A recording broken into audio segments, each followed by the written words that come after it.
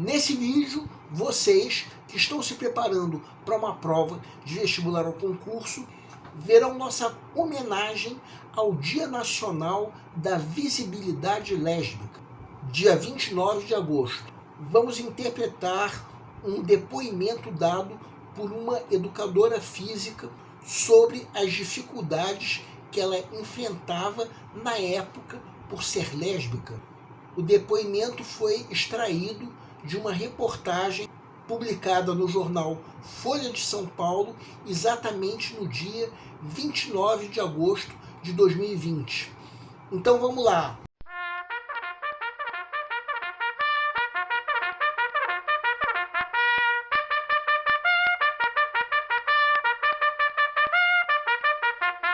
Olá pessoal, eu sou Pedro Brandão, professor de língua portuguesa formado pela PUC do Rio de Janeiro.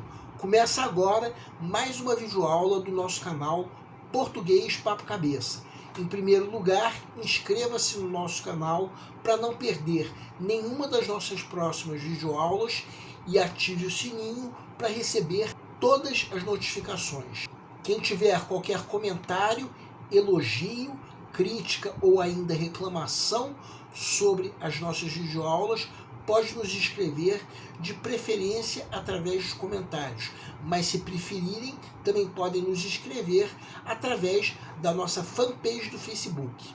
E quem estiver gostando desse vídeo, pode ir deixando o like. Nessa aula, o nosso canal vai cumprir a missão de ensinar os recursos da nossa língua portuguesa para que possam dar uma interpretação adequada aos textos que leem. Em homenagem ao Dia Nacional da Visibilidade Lésbica, vamos interpretar o depoimento de uma educadora física sobre as dificuldades que ela enfrentava na vida, na época em que esse depoimento foi divulgado numa reportagem do jornal Folha de São Paulo, justamente no Dia Nacional da Visibilidade Lésbica, 29 de agosto de 2020. Convém lembrar que nós estamos dando a nossa interpretação pessoal.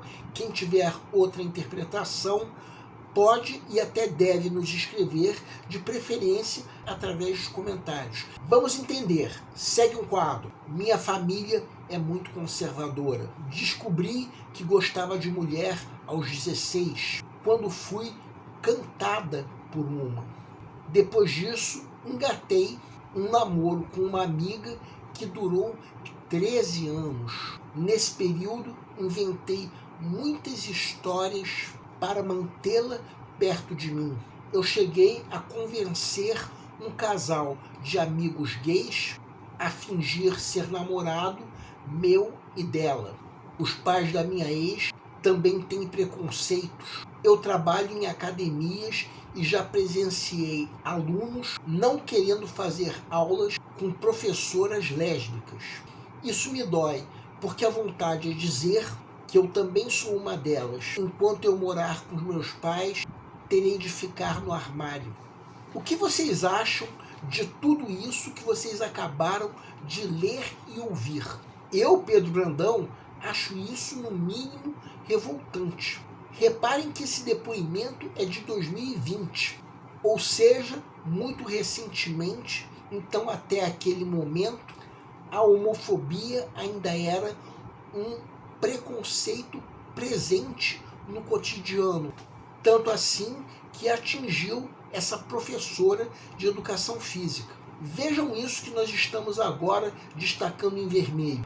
Pelo que essa educadora física diz, ela precisa se manter no armário, ou seja, não pode assumir a própria orientação sexual enquanto morar na casa dos pais. A intenção dessa mulher é comover as pessoas e denunciar mesmo o quanto ainda existe homofobia, de modo que ela relata as dificuldades que ela enfrenta, ou pelo menos enfrentava naquela época, não apenas perante a família, mas também no ambiente de trabalho.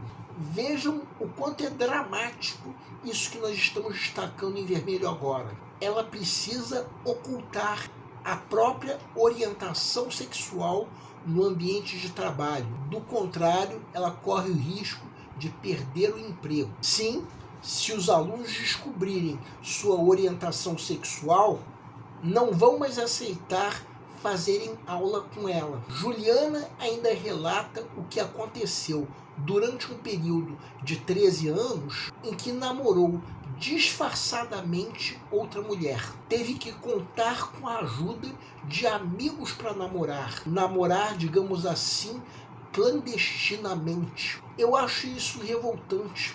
Alguém não poder assumir o amor por outra pessoa simplesmente por causa da não aceitação de um amor que no fim das contas é amor verdadeiro, que não tem nada de indigno, nem imoral, nem condenável. Um amor completamente aceitável. O que não é aceitável é a rejeição e o preconceito da sociedade, como a própria Juliana disse.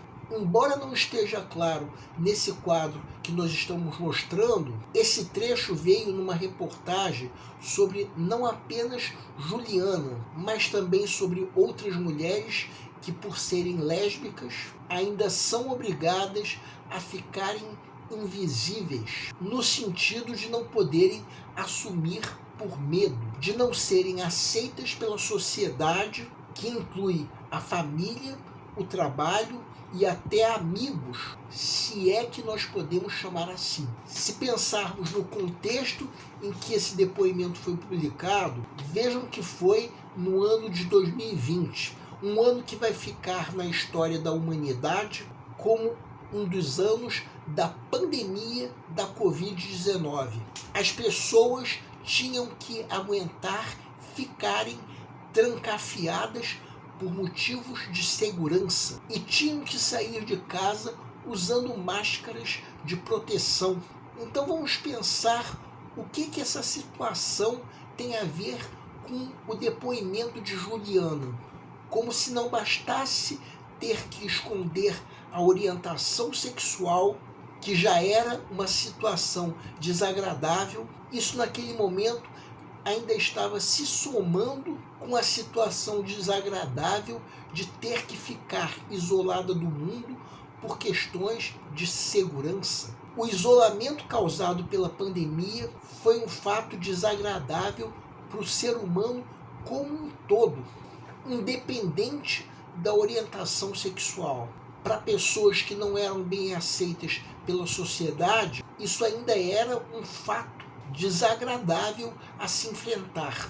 No caso de Juliana, ela também corria o risco de perder o emprego se assumisse ou, como ela mesma disse, se saísse do armário.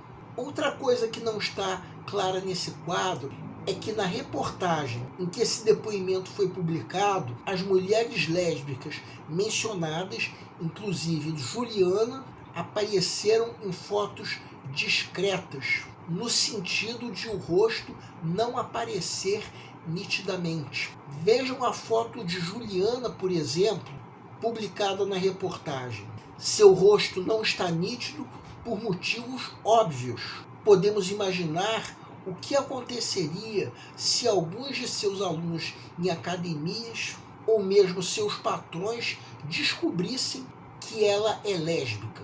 Ela seria demitida. Isso sem falar da própria família, que poderia fazê-la sair de casa.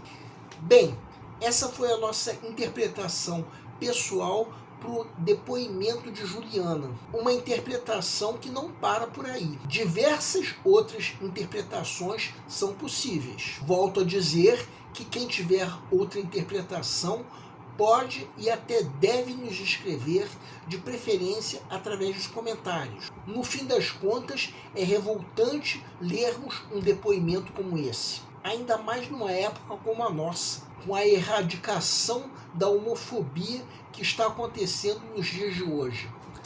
O nosso canal Português Papo Cabeça, que antigamente se chamava Aprenda a Língua Portuguesa, agradece a todos vocês que estão assistindo às nossas videoaulas. Em especial, nós agradecemos a todos vocês que estão compartilhando com outras pessoas as nossas videoaulas. Muito obrigado, porque vocês estão ajudando o nosso canal a ser feito. Muito obrigado e aguardem nossa próxima aula.